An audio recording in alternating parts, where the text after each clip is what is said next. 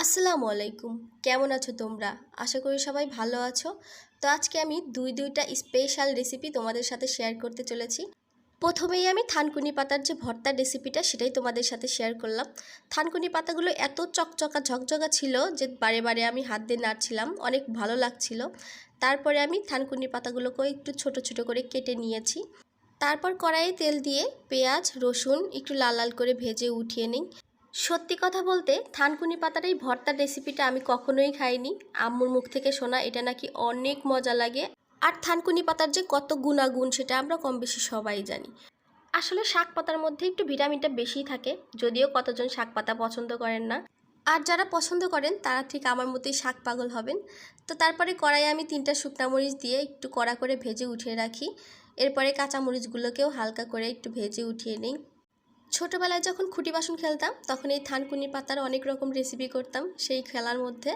তো এখন বড় হয়ে জানলাম যে থানকুনি পাতার অনেক রেসিপি হয়, থানকুনি পাতা অনেক গুণ। যাই হোক, তারপরে আমি টমেটোগুলোও একটু তেলে ভেজে নিই।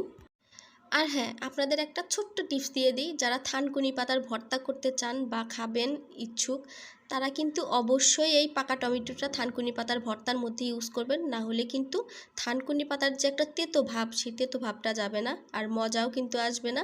তো আপনারা অবশ্যই কিন্তু থানকুনি পাতার ভর্তার ভিতরে এই টমেটোটা ইউজ করবেন, তাহলে দেখবেন ভর্তাটার টেস্টটাই অন্যরকম চলে আসবে। এরপরে আমি থানকুনি পাতাটাকেও তেলের মধ্যে দিয়ে একটু নেড়ে চেড়ে ভেজে উঠিয়ে নিই। ও হ্যাঁ, পাতার ভিতরে কিন্তু হালকা একটু লবণ দিয়েছিলাম, সেটা আমি ভিডিওতে দেখাতে ভুলে গিয়েছি। যাই হোক, আপনারা একটু লবণ দিয়ে নেবেন, তাহলে এটা ভালোভাবে সিদ্ধ হয়ে যাবে। এটাকে খুব সুন্দরভাবে একটু সিদ্ধ করে নিয়েছিলাম, একটু নেড়ে চেড়ে। আর একটু ছোট করে কাটা লাগতো, কিন্তু আমি একটু বড় বড় করেই কেটে নিয়েছি, যার কারণে আম্মুর কাছ থেকে আমার একটু গালি শোনা লাগছে যে আর একটু ছোট ছোট করে কাটলে বাটতে সুবিধা হতো, যেহেতু এটা পাটায় বেটে ভর্তা করতে হবে। তারপরে আমি প্লেটে থানকুনি পাতাগুলোকে একে একে তুলতে থাকি। এদিকে খুন্তির মধ্যে থানকুনি পাতাগুলো উঠতেছিলই না। আম্মু আবার বহুত গালি দিল যে তুমি চামচ নিয়ে আসো নাই কেন, কী করবো বলেন, আমি কিন্তু বহুত ছেঁচড়া। তাই টেনে হেঁচড়ে শাকগুলোকে প্লেটে উঠিয়ে নিই। এরপর আমি আমার এই আদরের শিলপাটাটাকে নিয়ে বাটার জন্য বসে যাই। তো প্রথমেই যখন পিষতে শুরু করলাম তখন মনে হলো না যে এটা পেশা হবে। আমি তো উঠে এক লাফ দিলাম যে আম্মু এটা হবে না, এটা সিদ্ধ হয় নাই, এটা এরকম এটা ওরকম। তো আম্মু বললো যে দাও আমি বেটে দিই। তারপরে আমি উঠে যাই, আম্মু পুরাটুকু বেটে সুন্দর করে মিহি করে দেয়। তারপরে আমি উড়ে এসে আবার জুড়ে বসে পেশা শুরু করে দেই, আর আপনাদেরকে দেখাই যে সম্পূর্ণ পেশাটা আমিই পিষেছি। কিন্তু হ্যাঁ, বাকি কাজগুলো কিন্তু আমি নিজের হাতেই করেছি, সেটা আপনারা দেখতেই পাচ্ছেন।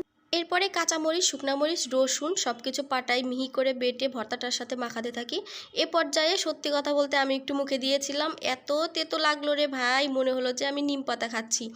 আম্মুকে বললাম যা ভর্তা বানালাম না কি বানালাম, এটা হয়তো বা খাওয়াই যাবে না, আর এরকমভাবে যদি কেউ বানায় আমাকে তো চ্যানেল পেটা করবে যে আমি এমনি একটা ভিডিও দেখাইছি। তখন আম্মু বলল যে তুমি ভর্তাটা বানানো শেষ করো, তারপরে মুখে দাও, দিয়ে দেখো যে কেমন হয়। তো সত্যি কথা বলতে আমি ভর্তাটা নিয়ে অনেক এক্সাইটেড ছিলাম যে অনেক মজা হবে হয়তোবা, কিন্তু মুখে দেওয়ার পরে যখন এরকম তেতো আসলো তখন তো আমার মনটাই অনেক খারাপ হয়ে গিয়েছিল, সেটা আপনারা স্ক্রিনেই দেখতে পাচ্ছেন। তারপরে যখন আমি টমেটো ধনিয়া পাতা সরিষার তেল দিয়ে পেঁয়াজ দিয়ে ভালো করে যখন মাখাই, মাখানোর পরে খুব সুন্দর একটা স্মেল আসতে শুরু করে, যেটা আমার অনেক পছন্দ হয়েছিল। তারপরে আমি আবার ভয়ে ভয়ে একটু মুখে দিয়ে দেখি, খাওয়ার পরে দেখি ভাই রে ভাই, এত মজা, এই জিনিস যে এত মজা আপনারা না খেলে বিশ্বাসই করবেন না। আমি একদম সত্যি কথা বলছি, আপনারা একবার হলে বাড়িতে এভাবে ট্রাই করবেন। তো চলেন আবার দ্বিতীয় ভিডিওতে আমি চলে যাই। শুরুতেই বলি, যারা পাঙ্গাস পছন্দ করেন না তারা কিন্তু আমার এই ভিডিওটা দেখে একদমই হাসতে পারবেন না, তাহলে কিন্তু আমি খুবই কষ্ট পাবো। ভিডিওটা না দেখতে চাইলে চলে যেতে পারেন। আর যারা আমার মতো গরিবের ট্যাপাসলরা আছেন, যারা পাঙ্গাস পছন্দ করেন, তারা কিন্তু অবশ্যই এই রেসিপিটা দেখবেন। এটা না দেখলে ভাই রে ভাই খুব বড় একটা মিস করবেন। তো প্রথমেই আমি অনেক কষ্ট করে কচি কচি দেখে কচুর পাতা জোগাড় করে নিই। তারপরে আমি আমার আদরের শিলপাটায় একটু তিল পেঁয়াজ রসুন কাঁচামরিচ জিরা সুন্দর মতো মিহি করে পিষে সব কিছু একটা পাত্রে উঠিয়ে রাখি। এই কাঁচামরিচটা পেষার সময় এটা ফেটে আমার চোখে লেগে গিয়েছিল, অনেক কষ্ট পাইছি আমি। কিন্তু আমার ওই কষ্টগুলো কিছুই মনে হয় না যখন আপনারা আমার ভিডিওটা দেখেন, আমাকে কমেন্ট করেন, আমাকে লাইক করেন, তখন আমি সব কিছু ভুলে যাই। এখানে আমি বড় বড় দেখে 3 পিস পাঙ্গাস মাছ নিয়েছিলাম। তারপরে আমি মরিচের গুঁড়া হলুদের গুঁড়া সরিষার তেল একটু লেবুর রস দিয়ে সুন্দর মতো হাত দিয়ে মাখিয়ে নিই। এরপরে আম্মু আমাকে বলল, লেবুর যে উপরের অংশ আছে সেই অংশটা তুমি গ্রেট করে দাও, তাহলে পাঙ্গাসের যে গন্ধটা আছে সেই গন্ধটা আর থাকবে না, খুব সুন্দর একটা স্মেল আসবে। আম্মুর কথা মতো আমি লেবুর উপরের অংশ গ্রেট করতে থাকি, কিন্তু এই জিনিসটা যে এত খচ্চর, অনেকক্ষণ গ্রেট করছি কিন্তু একটুখানি মাত্র পড়ছে। তারপরে আমি বেটে রাখা যে মশলাগুলো রেখেছিলাম সেই মশলাগুলো সুন্দর মতো দিয়ে দিই।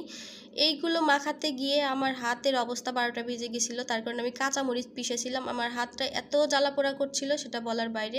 তারপরে সরিষার তেলটা একটু কম হয়েছিল, আম্মু বলে যে আরেকটু দাও তাহলে আরও খেতে ভালো লাগবে। আসলে আমি সবসময় ক্যামেরার সামনে থাকি আর আম্মু পিছন থেকে সব কিছু বলে দেয় যে এরকম করে করো, তার কারণ রেসিপিগুলো সম্পূর্ণ দাঁড়িয়ে থাকে। কচুর পাতাগুলো আমি আগে থেকে সুন্দর করে ধুয়ে পানি ঝরিয়ে রেখেছিলাম। এরপরে 2টা পাতা নিয়ে মাছটাকে উপরে দিয়ে এপিট ওপিট করে সুন্দর মতো পেঁচিয়ে দিই যাতে খুলে না আসে, কিন্তু বারে বারেই কচুর পাতাটা খুলে আসছিল। তারপরেও চাপ চুপ দিয়ে আমি এপাশ ওপাশ থেকে সুন্দর মতো একটু আটকে দিই। এটা শুধু আটকানো পর্যন্তই, তারপরে যখন তেলে দিবেন দেখবেন যে সুন্দর মতো এটা ছেট হয়ে যায়। আমার ক্ষেত্রেও তাই হয়েছিল, প্রথমে খুলে আসছিল, তারপরে আমি যখন তেলে দিলাম তখন দেখলাম এটা সুন্দর মতো ছেট হয়ে গেছে। আর একটা কথা না বললে আমি পারছি না, এই মশলা দিয়ে যখন আমি মাছটাকে মাখাচ্ছিলাম তখন এত সুন্দর একটা ঘ্রাণ বের হয়েছিল যেটা আপনারা না ট্রাই করলে বুঝবেন না।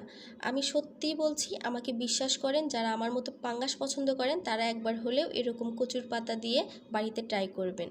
এরপর আমি কড়াইয়ে তেল দিয়ে দিই, কড়াইয়ের তেলটা গরম হয়ে গেলে মাছগুলো একে একে দিতে থাকি। দেওয়ার সময় পাতাগুলো কেমন যেন খুলে আসতেছিল, আম্মুকে বললাম যে আম্মু পাতাগুলো খুলে আসতেছে, দেখতে কেমন লাগবে? আম্মু বলে যে না, কিচ্ছু হবে না। কড়াইয়ে জায়গা হচ্ছিল না তাই একটু সরিয়ে আবার আমি আরেকটা আম্মুর কথা মতো দিয়ে দিই। এরপরে ঢাকনা দিয়ে ঢেকে দিই। ঢাকনাটাকে যখন আমি তুলি তখন দারুণ একটা সেন্ট বের হয়েছিল আর দেখতেও খুব সুন্দর লাগছিল, পাতাগুলো একদম মুচমুচে হয়ে আসছিল। তখন আমি 2টা খুন্তি দিয়ে আস্তে ধীরে উল্টাতে থাকি, যে উল্টাতে গিয়ে যদি ভেঙে যায় তাহলে আমার ভিডিওর 12টা বেজে যাবে। এখানে আমি মাছটাকে খুব অল্প আঁচে, হালকা আঁচে ভেজে নিয়েছি, অনেকক্ষণ টাইম নিয়ে, যাতে পাতাগুলো একদম পুড়ে না যায় আর মাছটাও যেন সুন্দর মতো হয়ে আসে। তো আপনারা এইভাবে ভেজে নেবেন, দেখবেন খুব সুন্দরভাবে মাছটা হয়ে যাবে। অনেকক্ষণ পরে আমার মাছটা হয়ে যায়। তো এখানে একটা কাহিনী হচ্ছে, আমি মাছের ভিতরে ধনিয়া পাতা দিতে ভুলে গিয়েছিলাম। তো আম্মু বলল, ভুলে গেছো যেহেতু তাহলে উপর দিয়ে ছিটে দাও, তাহলেও একটা সেন্ট হবে ধনিয়া পাতার। তো এইখানে আমি এই কাজটাই করি, উপর দিয়ে ধনিয়া পাতাটা ছিটিয়ে দিই। যাই হোক, আপনাদের সাথে শেয়ার করে দিলাম। আপনারা যেহেতু আমার কাছের মানুষ, আপনাদের কাছে লজ্জা কিসের, যেটা সত্যি সেটাই বলবো সব সময়। তো মাছটাকে উঠে নেওয়ার পরে অনেক তেল তেলা ছিল, তারপরে কিছুক্ষণ পর আমি যখন ডেকোরেশন করি, ডেকোরেশন করার পরে অনেক সুন্দর লাগছিল দেখতে। আর খাওয়ার সময় দেখি মাছটা এত সুন্দর হয়েছে ভিতরে, আর খেতে অসাধারণ ছিল, মাশাল্লাহ, সেটা আর মুখে প্রশংসা নাই করলাম। আমি যে মশলাগুলো দিয়ে এই রান্নাটা কমপ্লিট করেছি, আপনারা একইভাবে চেষ্টা করবেন বাড়িতে তৈরি করার জন্য। আশা করি আপনাদের অনেক অনেক ভালো লাগবে। আর হ্যাঁ, আমার প্রচুর পরিমাণ ঠান্ডা লেগেছিল, যার কারণে কথায় কোনো ভুল ত্রুটি হতে পারে। আপনাদের ফ্যামিলির একজন মনে করে আমাকে ক্ষমা করে দেবেন। আর আমার ভিডিওটা ভালো লেগে থাকলে অবশ্যই লাইক, কমেন্ট, শেয়ার এবং সাবস্ক্রাইব করতে ভুলবেন না। সবাই ভালো থাকবেন, সুস্থ থাকবেন আর আমার জন্য দোয়া করবেন। আল্লাহ হাফেজ।